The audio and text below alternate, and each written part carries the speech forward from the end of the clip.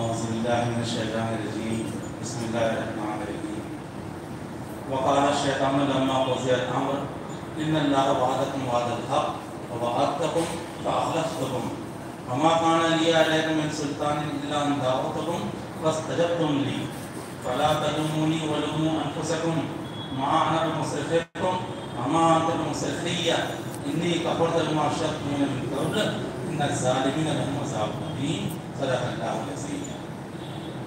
اور کہیں گا شیطان اس وقت جب سارے معاملات چکتا کر دیے جائیں گے، بے شک اللہ نے تم سے وعدہ کیا تھا وہ وعدہ سچا تھا، اور جو میں نے تم سے وعدے کیے تو پھر میں نے اپنے وعدے کی تم سے خلاف ورزی کی، اور میرا تم پر کوئی زور نہیں تھا سوائے اس کے کہ میں نے تم کو دعوت دی، میں نے تم کو بلایا، پھر تم نے میری دعوت کو قبول کر دیا۔ پھر اب مجھے الزام مت دو، مجھے ملامت مت کرو، بلکہ ملامت کرو اپنے آپ پر۔ نہیں، بے شک ظالمین ایسے لوگوں کے لیے دردناک عذاب ہے۔ آئیے سامعین، اس آیت کی تلاوت کے بعد سلسلہ وار درس قرآن سماعت فرمائیے استاد محترم الحاج مولانا محمد مصطفیٰ صاحب سے۔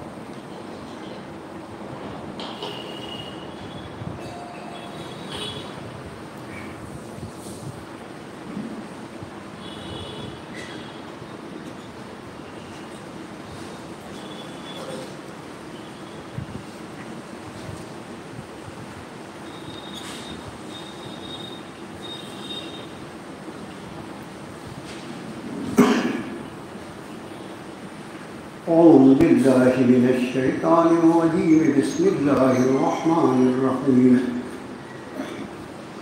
لم يكن الذين كفروا من أهل الكتاب والمشركين منفكين حتى تأتيهم البينة رسول من الله يتلو صحفا مطهرة فيها كتب قيمة وما تفرق الذين أوتوا الكتاب إلا من بعد ما جاءتهم البينة وما أمروا إلا ليعبدوا الله مخلصين له الدين حنفاء ويقيموا الصلاة ويؤتوا الزكاة وذلك دين القيمة إن الذين كفروا من أهل الكتاب والمشركين في نار جهنم خالدين فيها أولئك هم شر البرية إن الذين آمنوا وعملوا الصالحات أولئك هم خير البرية جزاؤهم عند ربهم جنات عدن تجري من تحتها الأنهار خالدين فيها أبدا رضي الله عنهم ورضوا عنه ذلك لمن خشي ربه صدق اللہ العظیم۔ آمنت بما انزل اللہ، قرآن پاک کا 30واں پارہ، 98 نمبر کی صورت شریفہ سورۃ البینہ، جو 8 آیات میں ترجمہ قریب کچھ اس طرح ہوگا: شروع اللہ کے نام سے سب سے زیادہ مہربان، سب سے زیادہ رحم فرمانے والا ہے۔ اہل کتاب میں سے کفر کرنے والے اور مشرکوں میں سے وہ اپنے کفر سے باز آنے والے نہیں تھے، یہاں تک کہ ان کے پاس آ جائے ایک کھلی ہوئی دلیل، ایک رسول اللہ کی طرف سے جو انہیں پاکیزہ صحیفے پڑھ کر سنائیں جس میں مضامین ہوں بندوبست والے یا سیدھے سیدھے۔ نہیں تفرقہ کیا ان لوگوں نے جنہیں دی گئی تھی کتاب، مگر بعد اس کے کہ ان کے پاس بینہ آ چکی تھی۔ حالانکہ انہیں نہیں حکم دیا گیا تھا سوائے اس کے کہ وہ بندگی کریں اللہ کی، خالص کر کے اس کے لیے دین یکسو ہو کر، اور قائم کرتے رہے نماز اور ادا کرتے رہے زکوٰۃ، اور یہ دین ہے سیدھا سیدھا۔ بلا شبہ جن لوگوں نے انکار کیا یا کفر کیا اہل کتاب میں سے اور مشرکین میں سے، وہ جہنم کی آگ میں ہوں گے، ہمیشہ ہمیشہ اس میں رہیں گے۔ اور یہ لوگ بدترین مخلوق ہیں۔ اور بلا شبہ جن لوگوں نے ایمان کو قبول کیا اور عمل صالح کرتے رہے، یہ لوگ بہترین مخلوق ہیں۔ ان کا بدلہ ان کے رب کے پاس ہمیشگی کی جنتیں یا سدا بہار جنتیں جن کے نیچے سے نہریں جاری ہیں، وہ اس میں ہمیشہ ہمیشہ رہیں گے۔ راضی ہو گیا ان سے اللہ اور وہ راضی ہو گئے اس سے۔ یہ ہر وہ شخص کے لیے جو اپنے رب سے ڈرتا۔ اس کا نام سورۃ البینہ ہے۔ بینہ کہتے ہیں دلیل کو، کھلی ہوئی دلیل۔ بین کہتے ہیں اس کو جو بالکل واضح، جیسے قرآن کو قرآن مبین، کتاب مبین کا، اس کے مضامین واضح ہیں۔ اسی طرح بینہ لفظ جو ہے وہ استعمال ہوتا ہے کسی واضح دلیل کے۔ اس صورت شریفہ میں اہل کتاب میں سے شرک کرنے والے اور مشرکوں میں ان کا تذکرہ کس انداز میں ہے، اور اس کے بعد 8 آیتوں کی صورت شریفہ ہے، اور ان میں کتنے مضامین سموئے ہوئے ہیں۔ ظاہر ہے کہ ہمارے پاس تھوڑا سا وقت ہوتا ہے۔ وقت اللہ کی طرف سے ایک امانت ہے انسان کے لیے، اس کی انتہائی قدر کرنی چاہیے، اس لیے کہ باقی ساری چیزیں جا کر آ سکتی ہیں، لیکن وقت ہی اللہ کی ایک ایسی نعمت ہے، جانے کے بعد اس کے آنے کا کوئی سوال نہیں۔ صورت شریفہ شروع ہو رہی ہے جناب نبی کریم صلی اللہ علیہ وآلہ وسلم کی بعثت کے تذکرے سے۔ آپ کو لگے کہ اس میں بعثت رسول کا تذکرہ کہاں ہے؟ اس لیے میں نے آپ سے عرض کیا کہ انداز فرمائے کتنے مقام ہیں۔ فرمایا لم یکن الذین کفروا من اہل الکتاب والمشرکین، اہل کتاب میں سے جن لوگوں نے کفر کیا۔ حالانکہ اہل کتاب جن اقوام کو اللہ نے، کتاب براہ راست نہیں ملتی، کتاب نبی کے ذریعے ملتی ہے، جن اقوام کو اللہ نے کتاب سے نوازا، ان اقوام کے لیے باقی انسانوں پر ایک خاص اعزاز حاصل ہے، ایک خاص عزت حاصل ہے، اور اس کتاب کی روشنی میں اپنے نبی کی دعوت پر عمل پیرا ہونا اس پوری امت کی ذمہ ہے۔ لیکن کوئی ایسا شخص جس کے پاس کتاب نہ ہو، نبی نہ ہو، اور وہ کوئی پکھنڈی پن کرتا ہے، وہ مشرکانہ رسموں پر چلتا ہے، وہ انسانوں کے بنائے ہوئے رسم و رواج کو مذہب سمجھ کر اس پر اپنی زندگی کو خراب کرتا ہے، تو وہاں تک تو بات سمجھ میں آتی ہے۔ لیکن ایک ایسا انسانی گروہ جسے اللہ نے اپنی کتاب کا وارث بنایا، وہ شرک کرے، وہ اللہ کی شان میں گستاخی کرے، وہ اللہ کی ذات کا کفر کرے، یہ انتہائی افسوسناک مقام، اور جن لوگوں سے یہ جرم سرزد ہوا ان کے لیے انتہائی بدنصیبی۔ قرآن شریف کی اس آیت کو دیکھیے، نصارہ کے لیے فرمایا لقد کفر الذین قالوا ان اللہ والمسیح ابن مریم، یہ نصارہ کون ہے؟ ابھی یعنی نبی کریم صلی اللہ علیہ وسلم سے سب سے قریبی زمانے میں جو کتاب نازل ہوئی وہ انجیل ہے جناب عیسیٰ علیہ اللہ پر۔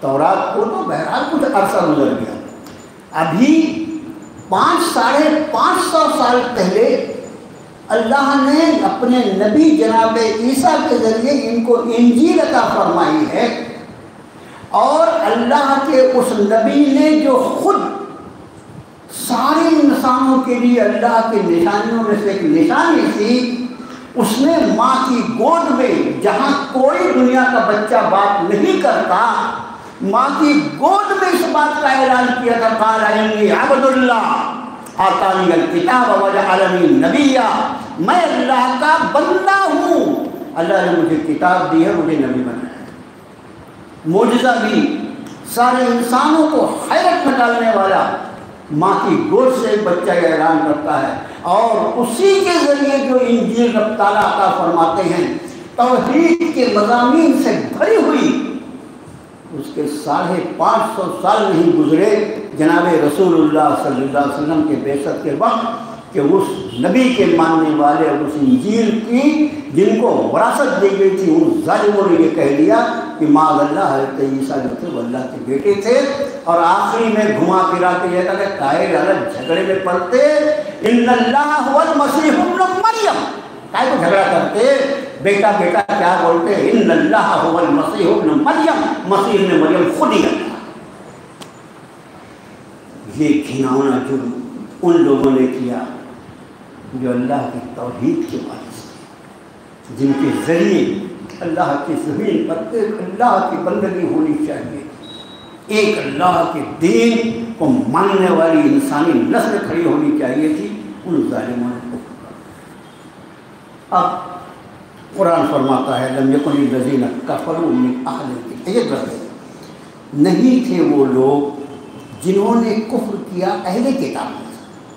میں نے مثالیں آپ کو بتایا، یہ اہل کتاب ہیں اور انہوں نے اتنا بڑا کفر کیا کہ اپنے نبی کو ہی معاذ اللہ اللہ کا بیٹا اور بعد میں خود اللہ کی الوہیت میں شریک بنا دیا۔ والمشرکین، اور وہ لوگ جو شرک کرنے والے ہیں، مشرک جو ہوتا ہے نا، جیسے اہل مکہ، اور اہل مکہ کی تو ہم صرف تاریخ جانتے ہیں، یہ ملک جہاں ہم آپ اور رہتے بستے ہیں، آپ انداز فرمائیں کہ انتہائی دنیا کے اعتبار سے انتہائی تعلیم یافتہ آدمی، انتہائی مہذب آدمی، دنیا کے اعتبار سے انتہائی ترقی یافتہ آدمی، اور جب مذہب کے معاملے میں، دین کے معاملے میں، بالکل معلوم ہے کہ پکا مشرک۔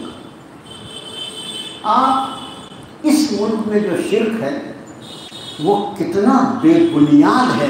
اچھا، شرک جو ہوتا ہے وہ ہمیشہ بے بنیاد ہوتا ہے، اس کی کیسے بنیاد ہو سکتی؟ جھوٹ کی، میں نے ابھی پچھلے یہ جھوٹ جو ہوتا ہے اس کی کوئی بنیاد ہی نہیں ہوتی، حق جو ہوتا ہے اس کی بنیاد، اور وہ اپنی بنیادوں پر اس طرح، حق جو ہوتا ہے وہ کسی کے ماننے نہ ماننے کا محتاج نہیں ہوتا، اور باطل جو ہے، جھوٹ جو ہے، وہ صرف اس وقت تک اس کی دکانداری قائم رہتی ہے جب تک کچھ کرائے کے لوگ اس کے ہاں ماننے والے ہوں، اور جہاں ان کا خاتمہ ہوا تو وہ باطل جو ہے وہ خود بخود ہی ختم ہو جاتا ہے۔ اس لیے قرآن کا یہ فیصلہ ہے وَقُلْ جَاءَ الْحَقُّ وَزَهَقَ الْبَاطِلُ إِنَّ الْبَاطِلَ کَانَ زَهُوقًا۔ آپ فرمائیے نبی صلی اللہ علیہ وسلم، حق آ گیا اور باطل کا دم نکل گیا، باطل نیست و نابود ہو گیا، اور باطل کو تو نیست و نابود ہونا ہی، اس کے تقدیر میں پناہ لکھی ہے۔ کب؟ حق کے آ جانے کی۔ وَقُلْ جَاءَ الْحَقُّ، آپ کہیے حق آ گیا اور باطل نے جگہ چھوڑ دی۔ اندھیرے کے جانے کے لیے روشنی کا آنا ضروری ہے، جب تک روشنی نہ آئے گی اندھیرا کا راج رہے گا۔ اندھیرے کو دور کرنے کے لیے چاہے جتنی ہی کم سے کم ہو لیکن روشنی کا آنا ضروری ہے۔ ٹھیک اسی طرح باطل نیست و نابود ہوگا لیکن اس کو نیست و نابود کرنے کے لیے حق کو ظاہر کرنا۔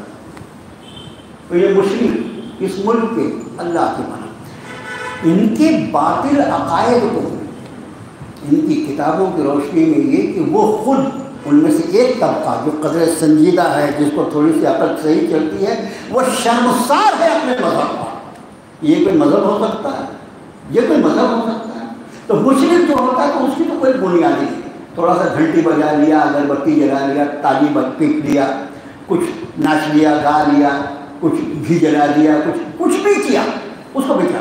لیکن جو اہل کتاب ہیں، اہل کتاب کی بات تو پورا دین ہو، تو فرمایا اہل کتاب میں سے جنہوں نے کفر کیا وہ بھی، اور مشرکوں میں سے جو کفر کرنے والے وہ تھے وہ بھی، منفقین وہ نہیں باز آنے والے تھے، حتیٰ تأتیہم البینہ یہاں تک کہ آ جائے ان کے پاس ایک واضح دلیل۔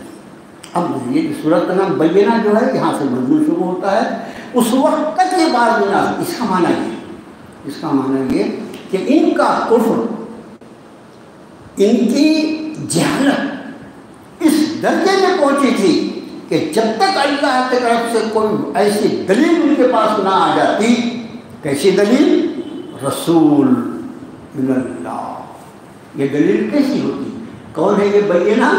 اللہ رسول من اللہ، ایک رسول اللہ کی طرف سے، اور وہ رسول شان کے ہوں، یتلو صحف مطہرہ، جو ان پر پاکیزہ صحیفوں کو پڑھ کر سناتا ہے۔ تو یہ بینہ کون ہے؟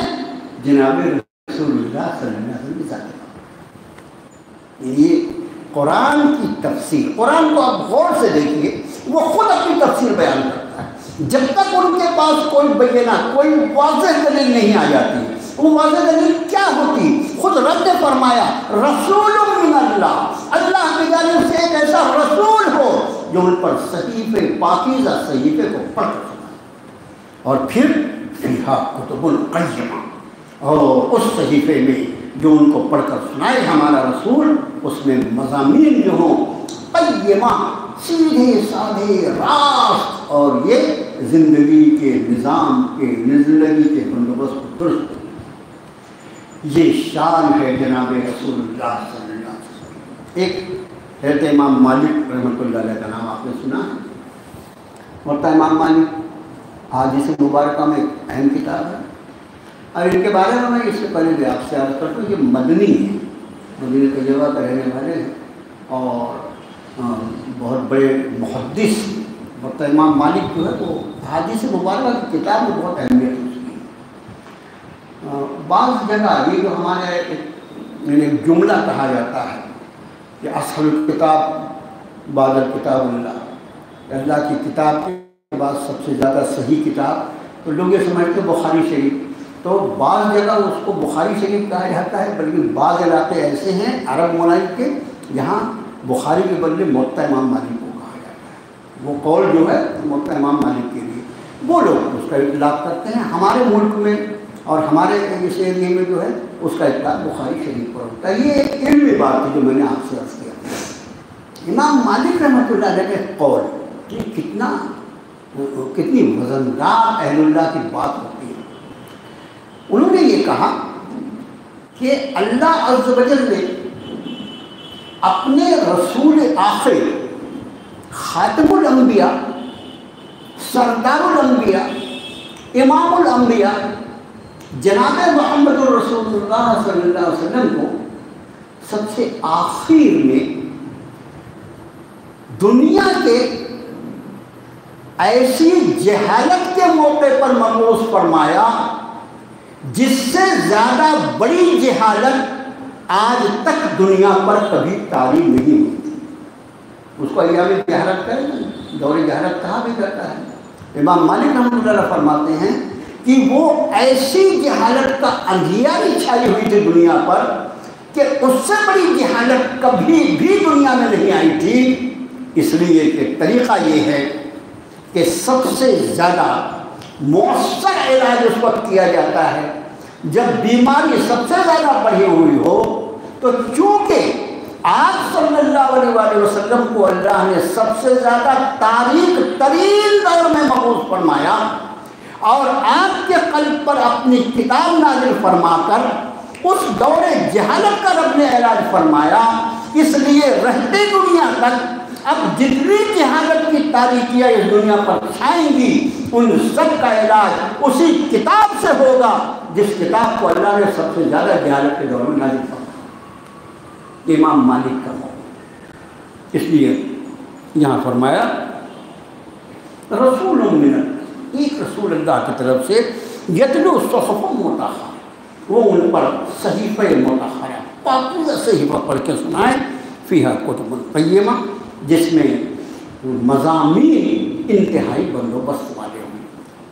اب یہ اہل کتاب دونوں جو خاص طور سے جن کی آبادی مدینہ طیبہ میں تھی، یہ دونوں اہل کتاب آپ صلی اللہ علیہ وسلم کے منتظر انتظار کر رہے تھے، اس لیے کہ دونوں کی کتابوں میں نبی کریم صلی اللہ علیہ وسلم کی بعثت کا تذکرہ واضح ہو، آپ کے نام کے ساتھ، آپ کی والدہ محترمہ کے نام کے ساتھ، آپ کی جائے ولادت کے تذکرے کے ساتھ، اور جو مقام ہجرت ہوگا مدینہ طیبہ اس کے تذکرے کے ساتھ، اتنا واضح۔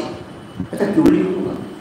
جب جناب عیسیٰ کہ یہ الفاظ قرآن نقل فرماتے ہیں کہ یا بنی اسرائیل انی رسول اللہ علیکم مصدقا لما بین یدی من التوراۃ ومبشرا برسول یأتی من بعد اسمہ احمد، اے بنی اسرائیل میں تمہاری طرف اللہ کا رسول بنا کر بھیجا گیا ہوں، جو کچھ تمہارے پاس تورات میں موجود ہے میں اس کی تصدیق کرنے کے لیے آیا ہوں، اور اس کے ساتھ ہی بشارت دینے کے لیے آیا ہوں ایک ایسے رسول کی من بعد جو میرے بعد ہوں گے، اسمہ احمد، اور ان کا اسم مبارک احمد۔ جب جناب عیسیٰ روح اللہ کا یہ قول خود قرآن نقل کر چکا ہے کہ عیسیٰ انداز فرمائیں کہ ان دونوں کتابوں میں جناب رسول اللہ صلی اللہ علیہ وسلم کا تذکرہ کتنا واضح الفاظ۔ آج تورات، انجیل، اس نام کی کتاب اگر ان سے پوچھو تو وہ بائبل دیتے ہیں، بائبل نازل ہوئی تھی، بائبل، اور بائبل جو ہے وہ تورات، انجیل، زبور سب کے مجموعے کا نام بائبل ہے۔ اور کتنی بائبل ہے دنیا میں؟ 7 بائبل، 7 بائبل ہے، 7 بائبل، 7 بائبل ہے۔ اور حیرت ہوگی آپ کو، کوئی بائبل اس زبان میں نہیں ہے جس میں اللہ نے تورات کو نازل کیا، جس میں انجیل کو نازل فرمایا۔ پوری بائبل انگریزی ترجمہ اور اسی پہ چل رہا ہے، پوری پیسوں کو ایسا اسی پہ چل رہا ہے۔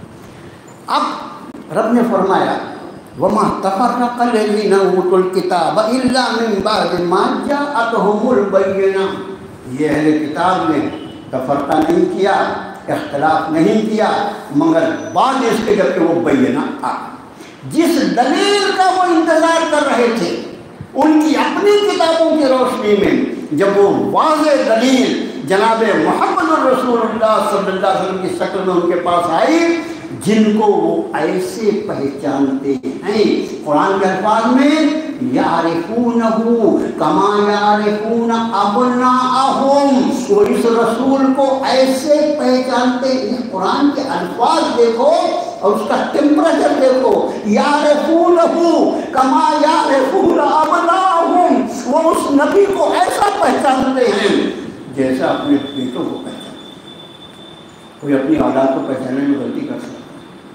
قرآن کا انداز دیکھو، کیا اعجاز ہے، جیسے کہ اپنے بیٹے کو پہچاننے میں کوئی غلطی نہیں کرتا، اس طرح اس نبی کو پہچانتے ہیں۔ اور اس کے بعد جو قرآن کہہ رہا ہے وَمَا تَفَرَّقَ الَّذِينَ أُوتُوا الْكِتَابَ إِلَّا مِن بَعْدِ مَا جَاءَتْهُمُ الْبَيِّنَةُ، اس واضح دلیل کے آنے کے بعد بھی انہوں نے تفرقہ کیا، اختلاف کے بعد۔ اور اختلاف کیا تھا؟ اختلاف آج تک سلسلہ نبوت بنو اسحاق میں قائم تھا۔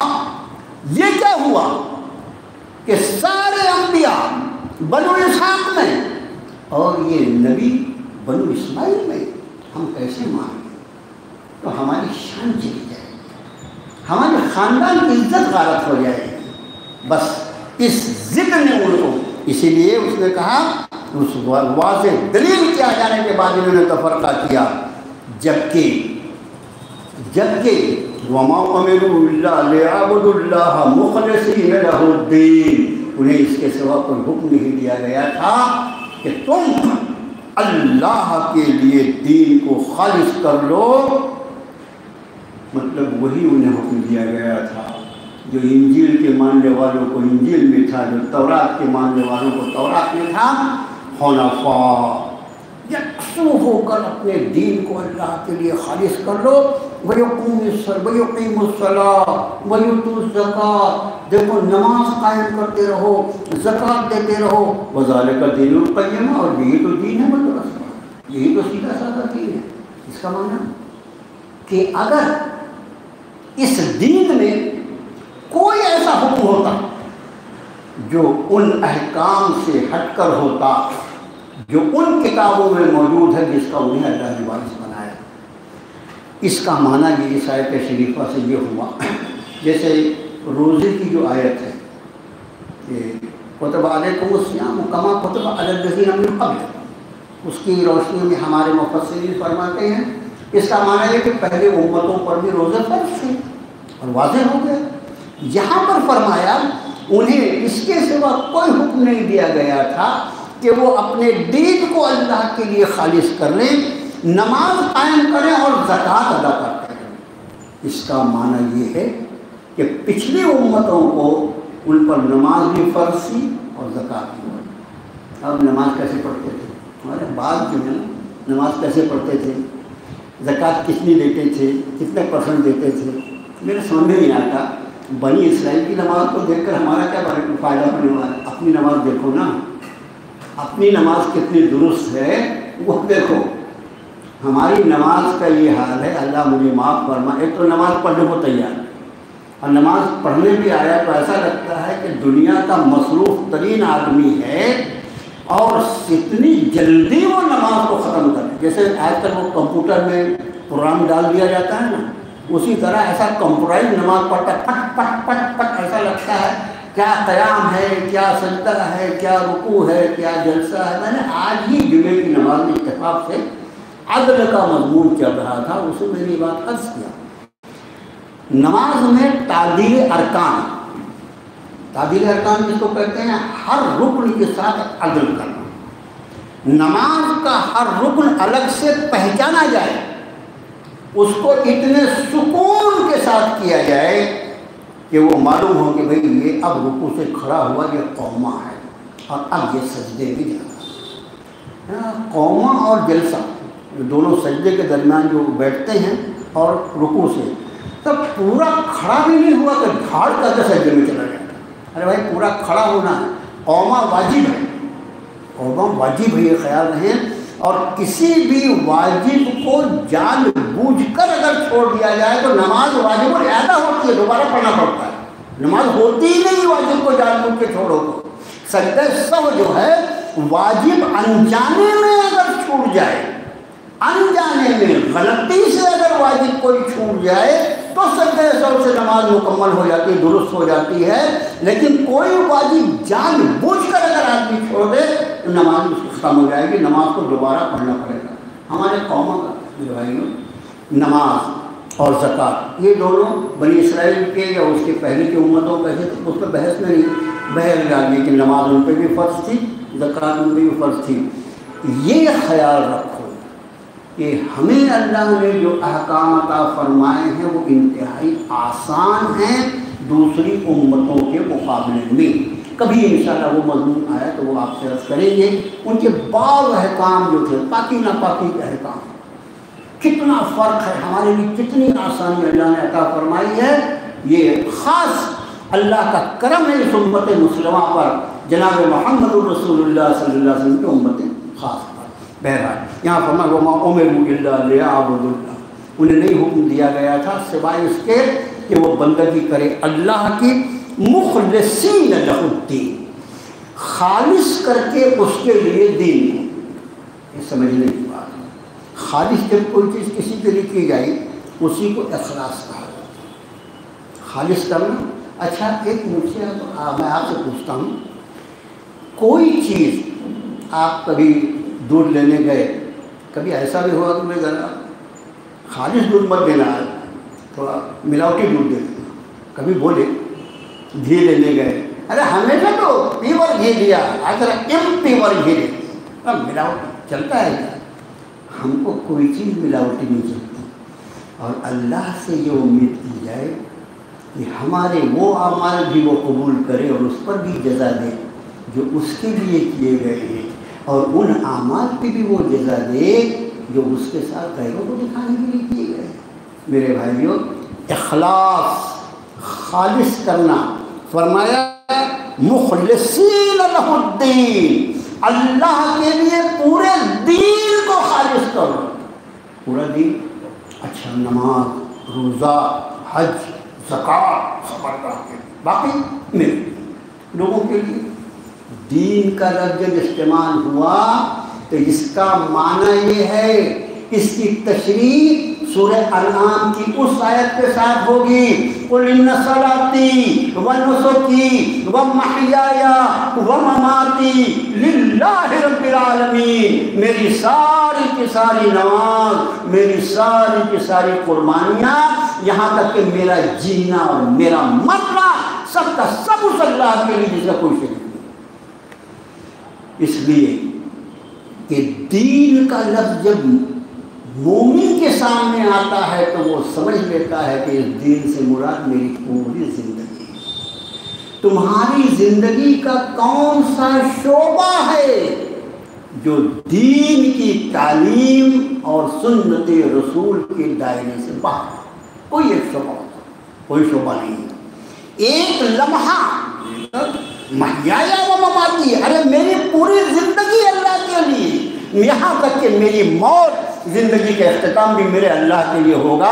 جب زندگی اور موت اللہ کے لیے ہے تو کیا یہ زندگی اور موت کے درمیان کا کوئی لمحہ اللہ کی بندگی سے خارج ہو سکتا ہے؟ اس لیے مومن کی پوری زندگی جو ہے وہ دین ہے، اور اس کی زندگی کا کوئی لمحہ اللہ کے سوا کسی اور کے لیے ہو، یہ اس دین میں برداشت نہیں کیا جاتا۔ اس اخلاص کے مقابلے میں جو لفظ استعمال ہوتا ہے وہ ریا۔ اخلاص خالص کرتے ہیں، خالص اللہ کے لیے، اس کو اخلاص کہا جاتا ہے، اور ریا دکھانے کے لیے۔ میرے بھائیوں، ریا کے لیے نبی کریم صلی اللہ علیہ وسلم نے شرک اصغر کا لفظ استعمال۔ اور میں آپ سے عرض کروں، ہماری زندگی کو جس نے اجیرن بنا دیا وہ ہماری ریا ہے، ہماری دکھاوے کی جو عادت ہے۔ مومن اور اس کے اندر دکھاوا استغفر، اس کا ہر کام اس کے اللہ کی رضا کے لیے ہو۔ دیکھو، دنیا اور آخرت، قرآن نے کہا ان لنا للآخرۃ والأولی، دنیا بھی ہماری ہے، آخرت بھی ہماری۔ دنیا ان لنا للآخرۃ والأولی، آخرت بھی ہماری، دنیا بھی ہماری۔ جب دونوں جہاں اس اللہ کے ہیں تو پھر اس اللہ کے سوا کسی اور سے مومن کا کوئی کام کیسے اٹک سکتا ہے؟ اس کا سارا معاملہ اس کے اس اللہ کے ساتھ ہے جو اس دنیا کا بھی مالک ہے اور اس آخرت کا بھی مالک ہے۔ اس کے سارے اعمال کے وقت میں اس کی نگاہ اس ذات الہی پر لگی ہوتی ہے۔ میرا اللہ اس معاملے کو، میرے اس کام کو کیا فرمائے گا؟ کاش اس کی بارگاہ میں قبول ہو جائے۔ اور جب اللہ کی بارگاہ میں قبول کروانے کا شوق ہوتا ہے تو اللہ کے غیر سے یہ عمل کا کرنے والا پوری طرح آزاد ہو جاتا ہے۔ میں ہوں، میرا اللہ ہے، بس اس لیے کہ اس کا اجر مجھے میرا اللہ عطا فرمائے گا۔ جب اجر مجھ سے لینا ہے تو کسی اور کو دکھا کے میں کیا کروں؟ اچھا، کسی کو دکھا کر مل کیا سکتا ہے؟ واہ واہی کیا مل سکتا ہے؟ واہ واہ کیا قرآن پڑھتا ہے، واہ کیا تقویٰ ہے، اور واہ کیا ولیمہ کیا، واہ کیا کارڈ چھاپا ہے، سب اسی میں جاتا ہے، سب اسی میں جاتا ہے۔ یہ سب واہ واہ جو ہے یہ مل سکتی ہے، لیکن اس واہ کے بعد اس کا نتیجہ صرف آہ ہوگا۔ سن لو، جن اعمال پر ہم لوگوں کی واہ لینا چاہتے ہیں اس واہ کا نتیجہ آہ کے سوا کچھ نہیں ہوگا۔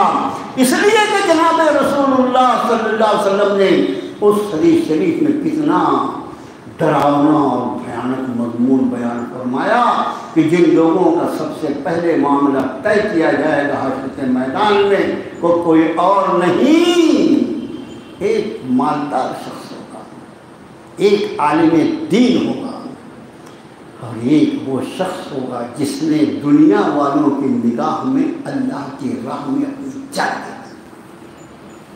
بتاؤ، مال اللہ کی راہ میں خرچ کرتا تھا، مسجدیں بنواتا تھا، مدارس بنواتا تھا، یتیموں اور بیواؤں کی مدد کرتا تھا، لیکن اس کے پیچھے واہ واہ بھی تھا۔ کیا مخیر آدمی، کیا دل والا آدمی ہے۔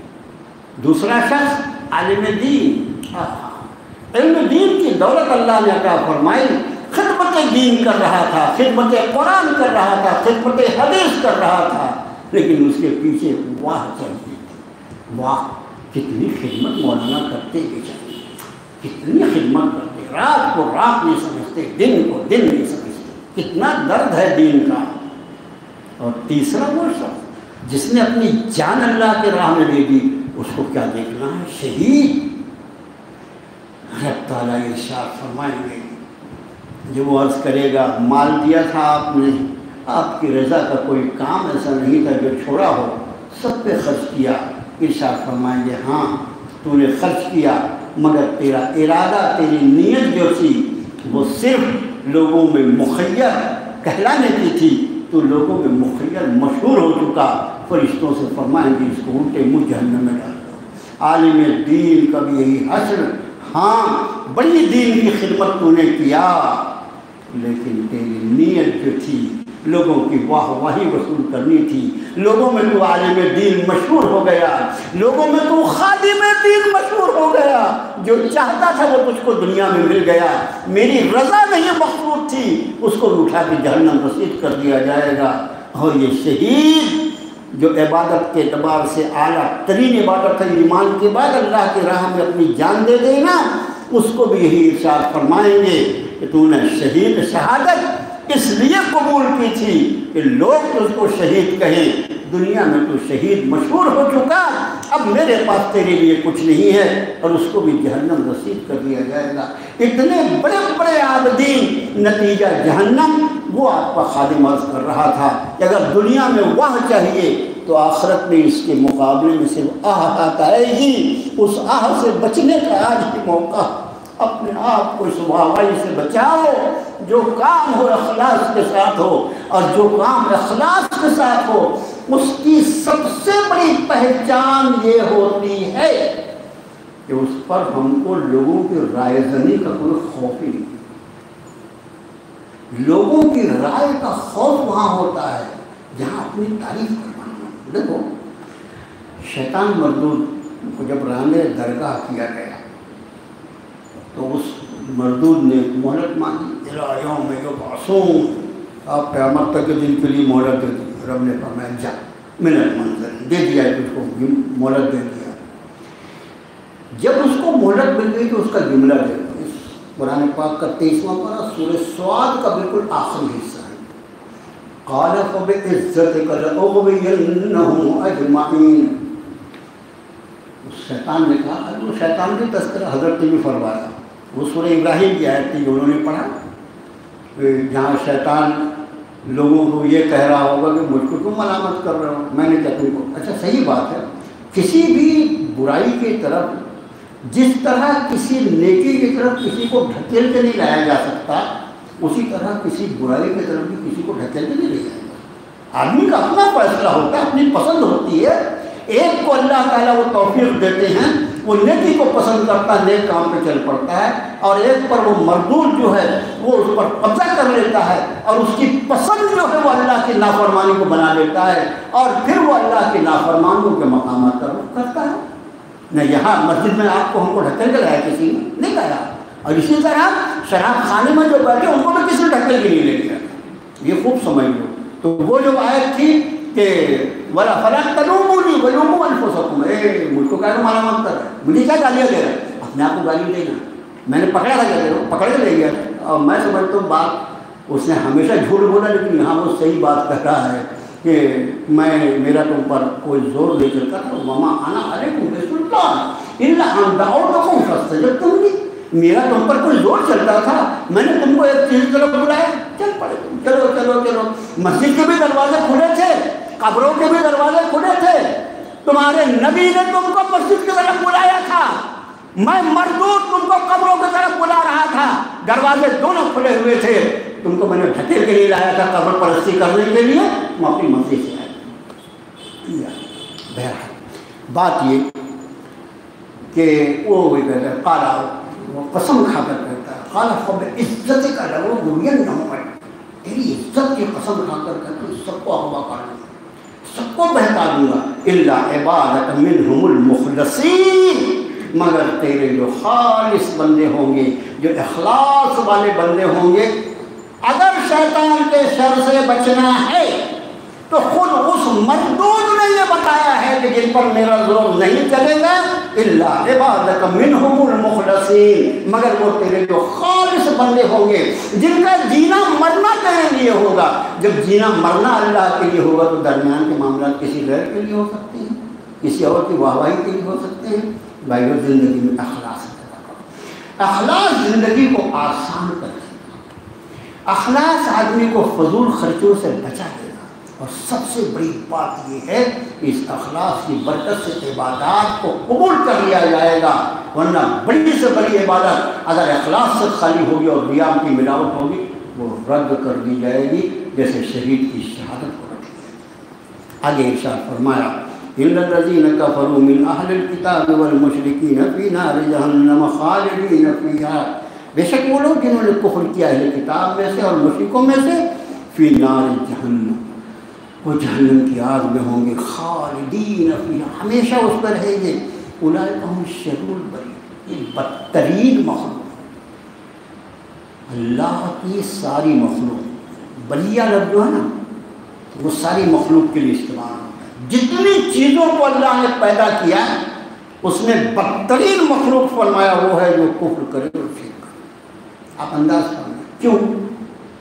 اتنے سارے جاندار ہیں، جانور ہے، یہ ہے وہ ہے، اس کی وجہ یہ ہے کہ اس مردود انسان کو اللہ نے عقل عطا فرمایا، عقل عطا فرمانے کے بعد حق اور باطل میں فرق کرنے کے لیے اس کو فرقان عطا فرمایا، اور خالی فرقان نہیں عطا فرمایا بلکہ فرقان کی وضاحت کے لیے نبی عطا فرمایا، اور اس سب کے ہونے کے بعد بھی اس نے جب حرکت کی، وہ ظاہر ہے وہ کوئی جانور کر ہی نہیں سکتا، جانور اگر کوئی حرکت، اس کو تو عقل ہے ہی نہیں، اس کو عقل ہے ہی نہیں، وہ جو کرے اس کا بیچارہ اس کا حساب کتاب، اس کو عقل دی تھی، عقل کو صحیح رخ پہ ڈالنے کے لیے نبی کو بھیجا تھا، نبی پہ کتاب نازل فرمائی تھی، اس کے بعد بھی اس نے جہالت کی، اس نے فرمایا ہم شر البریہ، جتنی مخلوقات ہیں اللہ کی اس میں بدترین مخلوق ہے وہ جو شرک اور کفر کرتا ہے۔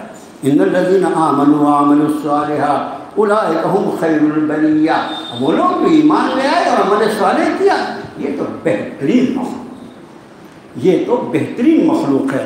جزاؤہم عند ربہم جنات عدن تجری من تحتہا الانہار، ان کے لیے ان کا بدلہ ان کے رب کے پاس، اس لیے وہ ہمیشہ ہمیشہ کی جنتیں جن کے نیچے نہریں جاری، خالدین فیہا ابدا، ہمیشہ ہمیشہ اس میں رہیں گے، رضی اللہ عنہم، کیا لفظ ہے میرے بھائی، آدمی جان دے، رضی اللہ عنہم، اللہ راضی ہو گیا ان سے، اللہ راضی ہو گیا ان سے، ورضوا، اور اللہ کے ایمان والے بندے بھی اللہ سے راضی، یہ عنہم میں ہا کی ضمیر اللہ کی طرف، کہ یہ ایمان والے اور عمل صالح کرنے والے جو خیر البریہ ہیں، جن کا ٹھکانہ اللہ نے جنت رکھا ہے، یہ وہ خوش نصیب بندے ہیں، اللہ ان سے راضی ہو۔ بس میرے بھائیوں، آخرت جو ہے اللہ کی رضا، جس کو اللہ کی رضا مل گئی بس کامیاب ہو، رضی اللہ عنہم، اللہ ان سے راضی ہو گیا، ورضوا، اور وہ بھی اس سے راضی ہو گئے، ذالک لمن خشی ربہ، اور یہ کس کو ہے، کس کے لیے ہے، وہ جو اپنی رب سے ڈر ہے، اللہ کا خوف، اللہ کا ڈر، اللہ کا ادب، اللہ کا احترام، جس کو یہ نصیب ہوا اس کے لیے ساری خوش نصیبیاں ہیں۔ اللہ سے دعا ہے پروردگارا ہم گنہگاروں کو بھی اپنے فضل سے نواز دے، اپنے کرم سے نواز دے، اللہ بھکاری ہیں تیرے در کے مولا، اللہ ہمارا ایمان ہے، تیرے سوا کوئی کچھ نہیں دے سکتا، کسی کا اختیار کسی کھجور کی جھلی پر بھی نہیں چلتا، تو ہی خالق کل ہے، تو ہی مالک کل ہے، تو ہی عامر کل ہے، ساری کائنات پر تیرا حکم جاری ساری ہے۔ اے اللہ ہم گنہگار بندے بھی تیرے ہی بندے ہیں مولا، اے اللہ کرم کے فیصلے فرما دے، رحم کے فیصلے فرما دے، عطا و بخشش کے فیصلے فرما دے، مغفرتوں کے فیصلے فرما دے۔ اے اللہ آج جو آیات بینات پڑھی گئیں اس میں تو نے اہل ایمان کو خیر البریہ فرمایا ہے، اے اللہ ہمارا شمار بھی ان میں فرما دے مولا، اے اللہ ہمارا شمار، ہماری آل اولاد کا شمار، ہمارے بال بچوں کا شمار، ہماری نسلوں کا شمار خیر البریہ میں فرما دے۔ اے اللہ ہمیں اخلاص عطا فرما، ہمیں للہیت عطا فرما، اے اللہ ہمیں ریا سے بچا، ہمیں شعبہ بازیوں سے بچا، اے اللہ ہمیں سوء اخلاق سے بچا، اے اللہ تیرے ناراضگی والے اعمال سے بچا۔ اے اللہ تو نے سورت کے آخری حصے میں فرمایا رضی اللہ عنہم، اللہ ان سے راضی ہو گیا۔ اے اللہ ان عنہم میں ہم کو بھی شامل فرما لے مولا، اے اللہ جن کے لیے تو نے فرمایا تو ان سے راضی ہو گیا، اے اللہ ہمیں بھی ان میں شامل فرما لے مولا، اے اللہ ہمیں اپنی رضا کا پروانہ عطا فرما دے، اے اللہ ہمیں اپنی رضا کا پروانہ عطا فرما دے مولا، ہم سے راضی ہو جا مولا، اپنی ناراضگیوں کو دور فرما دے، ہم سے راضی ہو جا مولا۔ صلی اللہ تعالیٰ علیہ خلقہ محمد وآلہ